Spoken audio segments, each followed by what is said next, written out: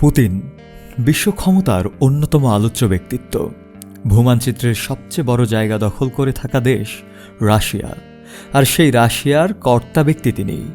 বিশ্বের যে নেতাদের নাম না নিলে আন্তর্জাতিক ক্ষমতার আলোচনা সম্ভব নয়, পুতিন তাদের একজন।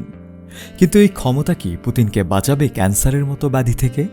রাশিয়ার রাজনৈতিক বিশ্লেষক ভ্যালেরি সালোভেইয়ে এক সাক্ষাৎকারে জানান, রাশিয়ার প্রেসিডেন্ট ভ্লাদিমির পুতিন মরণব্যাধি ক্যান্সারে আক্রান্ত হয়েছেন।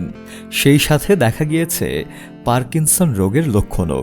এজন্য গত ফেব্রুয়ারিতে তার জরুরি অপারেশনও করা হয়েছে। এই কারণে আগামী বছরের শুরুতে ক্ষমতা ছাড়ার পরিকল্পনা করেছেন পুতিন।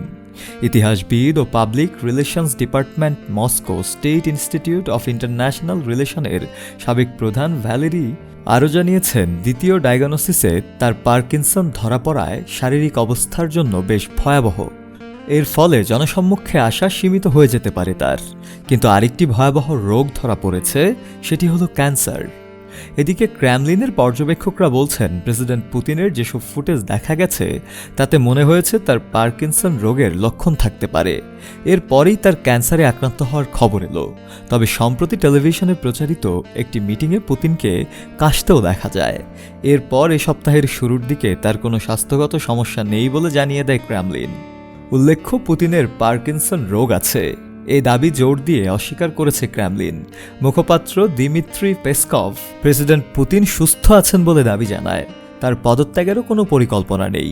অর্থাৎ জানুয়ারিতে তার ক্ষমতা ছাড়ার যে সম্ভাবনাটি প্রচারিত হয়েছে তা অনেক ক্ষেত্রেই ভুল বলেই দাবি করেছেন তিনি। তবে পুতিনের ক্যান্সার ও জরুরি অপারেশনের বিষয়ে কিছুই বলেননি তিনি।